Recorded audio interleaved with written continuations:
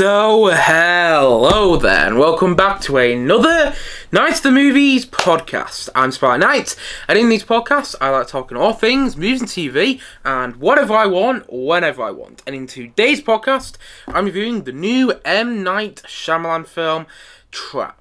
So, let's get into it, shall we? Trap. So, as I've already said, this is a new M. Night Shyamalan film, and M. Night Shyamalan is pretty much the definition of hit and miss. He's had some banger movies in the past, but he's also had some movies which haven't worked well and haven't been critically well received, to put it kindly. He's made some films which have actually been laughed upon when they were released. Films which have often been criticised heavily. But at the same time, he has directed quite a few movies, such as The Sixth Sense, Signs, Unbreakable, Split, Glass, The Happening, The Village, The Visit, Lady in the Water, After Earth, Old, and most recently, Knock at the Cabin. Now, I haven't seen The Sixth Sense, which may surprise some people, but it's one of those films where I've heard the twist, and it's put me off watching it. Not to say it's a bad twist, it actually sounds like quite a good twist. But I've heard the twist on The Sixth Sense, and that's put me off watching it because now I know what I'm guessing the whole film is going to be leading to. So, I haven't seen The Sixth Sense, but M. Night Shyamalan is, and I kind of alluded to it there, he's known for having big twists in his movies, and I really liked Unbreakable. I thought that was a very good film, and I also really liked Split. Not as much as Unbreakable, but I thought that was an interesting follow-up to Unbreakable, and I know a lot of people didn't like Glass, but I remember watching that in the cinema in 2019 and really enjoying it. Granted, I haven't seen it since I saw it in the cinema, but I did enjoy watching it the first time I saw it. And I thought Old, which I think came out in 2021 if I'm not mistaken, I thought that was okay. It had some interesting ideas in there, I was kind of having fun with its concept, but then in the last 10 minutes it really just fell off the rails for me. So I thought Old was okay, but out of the other movies that I've seen of his, I didn't really like Knock at the Cabin, which came out in 2022, if I remember correctly. Knock at the Cabin had some interesting ideas in there, and I thought it was building up to this finale where it was almost going to be pulling the rug from under you, but then it didn't. It did something else, and I'm not going to go into spoilers in case people haven't seen that movie yet, but the ending of Knock at the Cabin really left me feeling underwhelmed. I was like, wait, that was it? It was all building to that? I don't know. I thought Knock at the Cabin was fine, but very underwhelming. And Signs, which I've heard a lot of people rave about, I thought had so much potential, and I was really enjoying it for the first hour. And then something happened in that movie, and I haven't seen it for a good couple of years, and I don't remember much about it, which tells you the effect it had on me, but something happened about halfway through my film viewing of Signs, which just made me switch off the movie. Not physically switch off, I just mean mentally in my head. I stopped connecting to what was going on, and I became more distant to the film as it progressed. So I didn't love Signs. I didn't really like it that much, the same way everybody else seems to. Like, when people talk about the best M. Night Shyamalan films, they often talk about Signs. And I didn't really get the fuss that film made, personally. But, as what he said, I did enjoy Unbreakable, I enjoyed Split, and I enjoyed Glass, and I thought Old was okay. And I was excited to see this movie because the trailers looked great, and I wanted to see Josh Hartnett do more things after his role in Oppenheimer, which really impressed me. You know, he was acting opposite the likes of Cillian Murphy, who won an Oscar for his performance in that film, and, you know, Emily Blunt, Robert Downey Jr., Matt Damon. He was acting in scenes with those actors. Actually, I don't know if he was in a scene with Emily Blunt in that movie, but you get the point I'm making. He was in a film full of all these very, you know, very good actors, and he was doing a really good job. And I also enjoyed him in Sofia Coppola's The Virgin Suicides. So I liked that he was getting more of a chance to shine after he gave a really compelling and different performance in Oppenheimer than everybody else. After his performance in Oppenheimer, I was looking forward to what he was doing next, and this was his, as far as I'm aware, his next big thing after Oppenheimer. And as we mentioned, the trailers looked good to me. I'm not saying the trailers looked amazing, but they made the film look more compelling than it ended up being, because the trailers kind of gave off, no, they didn't kind of give off the idea actually. They basically said that the film was going to be this horror thriller set at a concert, and that all the police were going to be searching for this serial killer at the concert. That's what the trailers looked like. That's what the trailers made the film look like it was going to be. Because it wasn't just that, but that idea of a serial killer being at a concert and all the police searching for him and he's outwitting them, he's always one step ahead of all the police and all these authoritative figures searching for him, interested me quite a bit. So that is why I went to go and see the film yesterday. And after seeing the movie, here are my thoughts on it. I thought that Trap was fine. I didn't hate it. I didn't hate it at all. I was actually into it. I was actually really enjoying watching this in the cinema up until the last hour. I enjoyed about half of the movie, but not to get into too much spoilers, because this is a spoiler-free review. I'm not going to give you what happened in this movie, and if there is any twist, because it's an M. Night Shyamalan film and he's famous for his twists, I'm not going to say if there is any twists in this movie.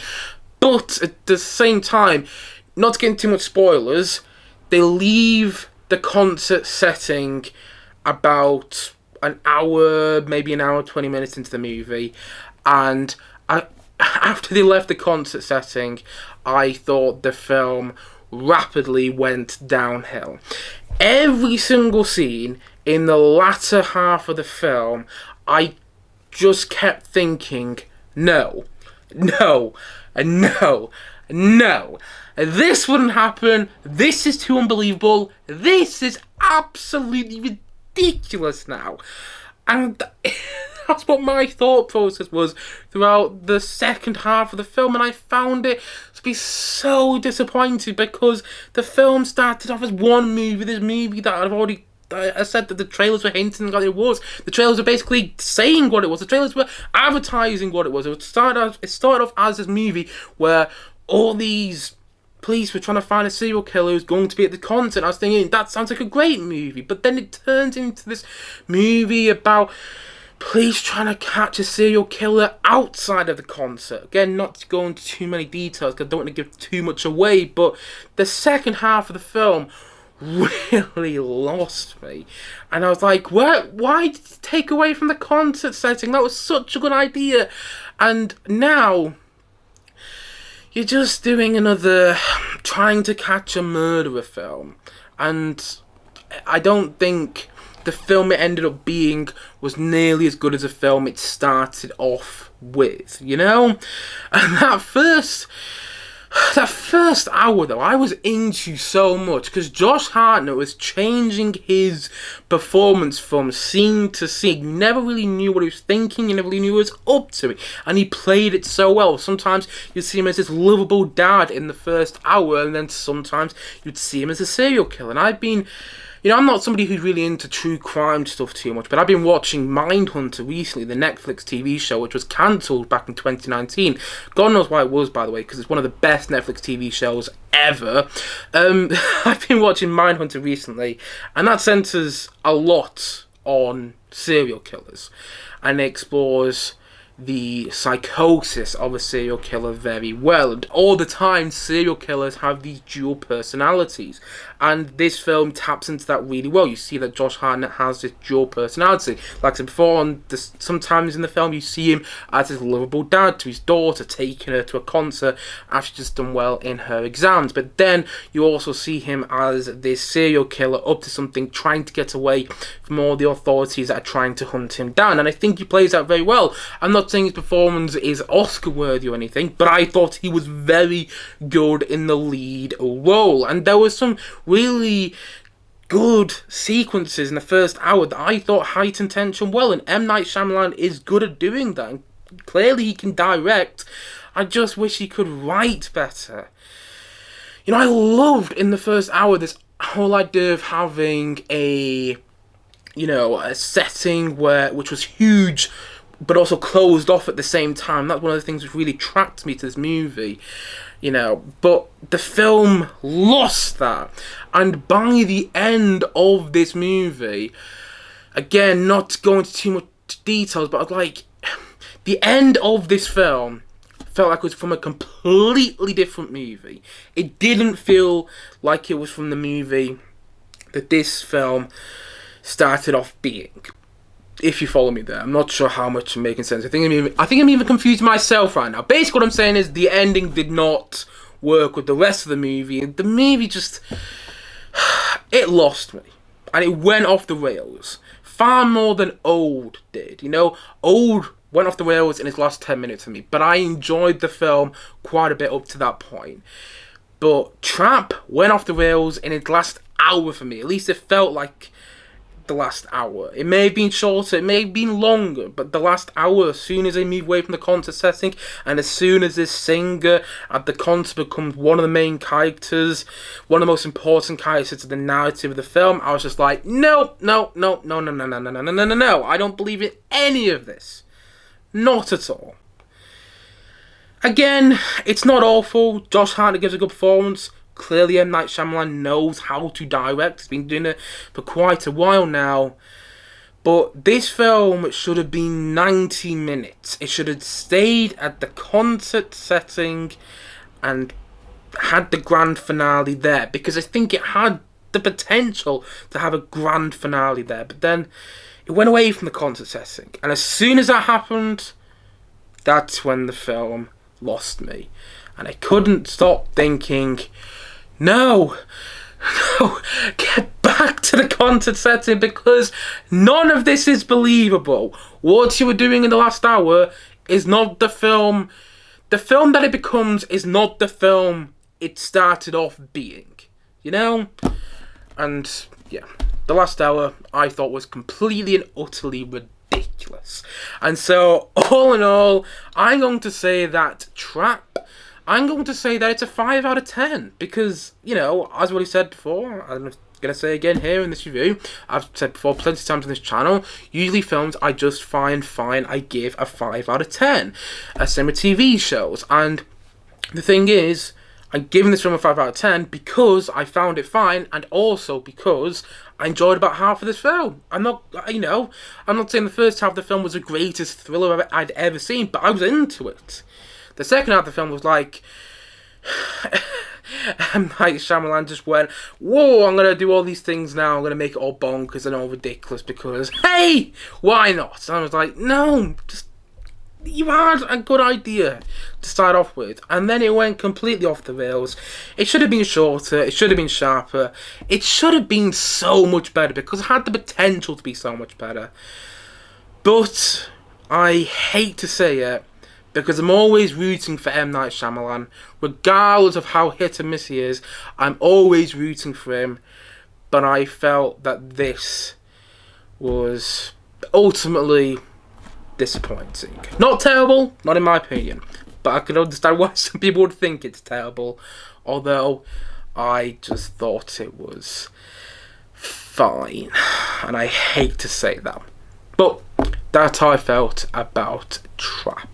And so, all in all, as I've already said, and as I'm going to say once more in this podcast today, Trap is a 5 out of 10 from me.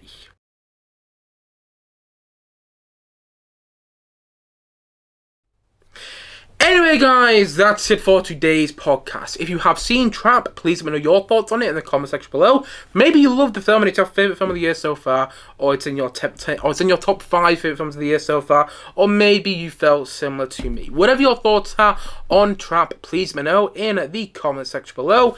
And as always, thank you for watching or listening to this podcast. And if you haven't yet, please do click down below and like and subscribe on this podcast. And look forward to many more podcasts coming very, very very soon on this channel. As I've already said, thank you as always for watching or listening to this podcast. And I suppose this is it. So I will see you guys again soon. But bye for now. Bye.